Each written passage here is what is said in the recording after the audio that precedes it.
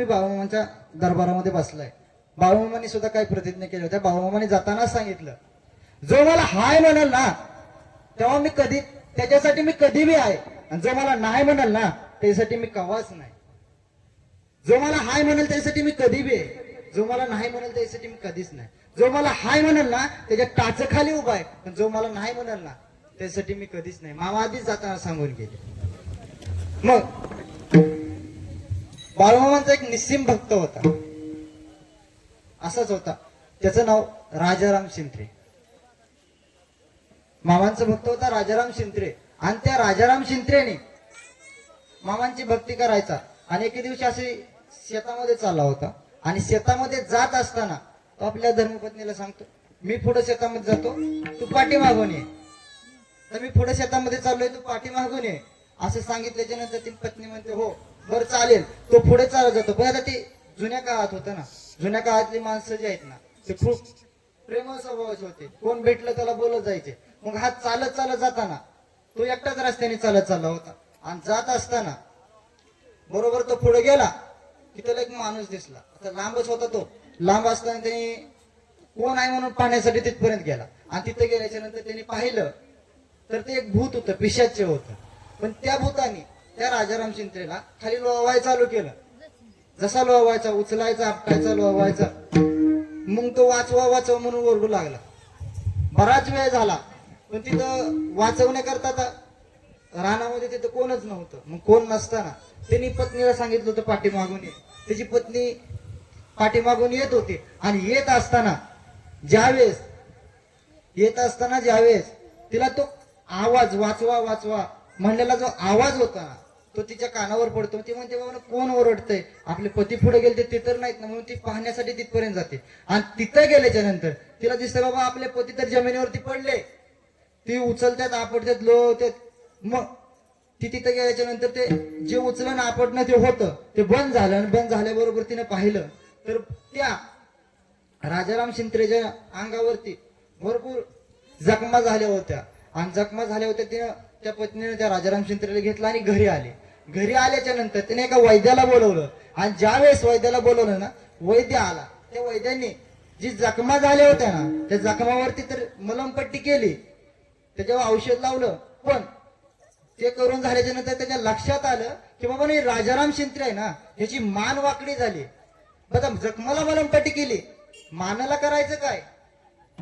आपल्याला अंगावर जखम झाली, आपण मलमपट्टी करू, औषध लावू, पण ती मान वाकडी झाली, मानाला काय करायचं. त्यांनी मान मोडून पाहिली, चोळून पाहिली, पण मान काय सरळ व्हायना. तर सरळ व्हायना. तो म्हटला, काय आता औषधं देतो, ही औषधं थोडे दिवस द्या, एक आठवड्याभराने बघू आपण मान सरळ होते का. एक आठवडा जातो, औषध रोज चालू असतं, त्याला ते मालिश चालू असते, पण ते काय मान सरळच होत नाही. आता सरळ होत नाही, तर ज्यावेळेस सरळ होत नाही पुन्हा औषध देतो, पुन्हा एक असे जाऊ द्या करत एक 4 ते 5 महिने जातात. पण ते 4 ते 5 महिने सुद्धा मान सरळ होत नाही. मग शेजारच्या गावामध्ये बाळूमामांचा तळ आला होता. शेजारच्या गावामध्ये बाळूमामांचा तळ आलाय.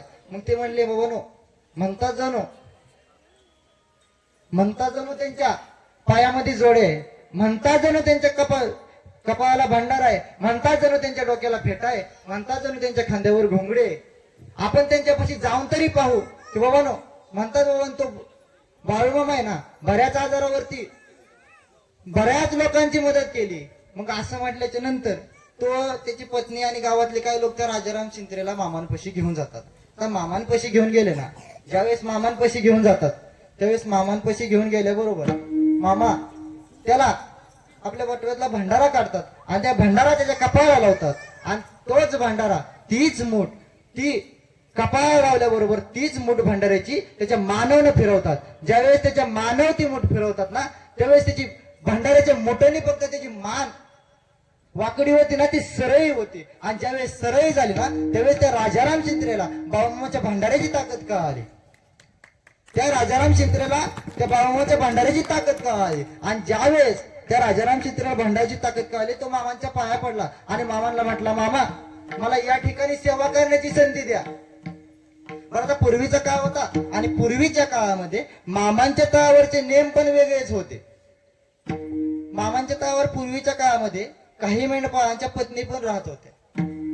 जे बाकीचे मेंढपा आहेत, जे मामांच्या सेवेत आहेत, त्यांना स्वयंपाक करून घालण्यासाठी ते राहत होत्या. आणि त्या गृहिणीला ती स्वयंपाक करण्यासाठी जे काही साहित्य लागेल स्वयंपाकाचं ते सगळे माझे मामा पुरवायचे. आता मामा पुरवायचे. मग त्या राजाराम चित्रेला नेम सांगण्यात आले, सर्व नेम सांगितले की बाबानो, पहिला तळाचा नियम होता. आता उद्या सकाळी आपल्याला बकरी सोडायचे. ज्यावेळेस बकरी सोडायचे त्यावेळेस आपण समोर पाहायचं कोणत्या तंबूमध्ये, कोणत्या चुलीवर सगळ्यात पहिली भाकरी भाजल त्या चुलीवरती तिथं जाऊन आपण जेवण करायला बसायचं. तिथला नियम होता. मग तर राजाराम चित्रेच्या सगळे मनात सगळे नियम समजून सांगितले आणि सगळे नियम ज्यावेळेस त्याच्या लक्षात आले तर तो दिवस गेला. आणि दुसऱ्या दिवशी ज्यावेळेस ती बकरी सोडायची वेळ आली, तो पाहतो पुढं तेव्हा कोणत्या तंबूमध्ये भाकरी भाजली. तर जेवण केल्याशिवाय तर मेंढ्या सोडा येणार नाहीत. मग जे आता बघतो कोणत्या तंबूमध्ये भाकरी भाजली, त्याला दिसते बाबा समोरच्या का तंबूमध्ये भाकरी भाजली. मग तो त्या ठिकाणी जातो. त्या ठिकाणी गेल्याच्या नंतर आता त्या ठिकाणी जातो.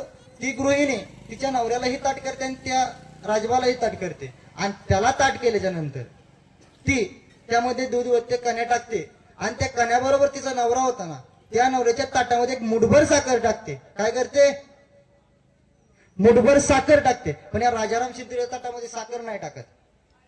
माझ्या मामाला सगळं कळतं, ही मी सांगतोय बरं का, लक्षात ठेवा. मामाला कळतं की बाबा सगळं कळतं. मग त्या राजाराम शिंदे ताटामध्ये साखर नाही टाकली, पण त्या नवऱ्याच्या ताटामध्ये साखर टाकली. दोन्ही ताट दोघांना दिली. मग थोडा वेळ झाला, राजाराम शिंदे ते पाहिलं, पण राजाराम शिंदे काही बोलला नाही. आपलं वाढलं तेवढं खायला चालू केलं. आणि ज्यावेळेस खायला चालू केलं ना, त्यावेळेस बाहेरून मामांनी आवाज दिला, ए राजबा, अरे इकडे.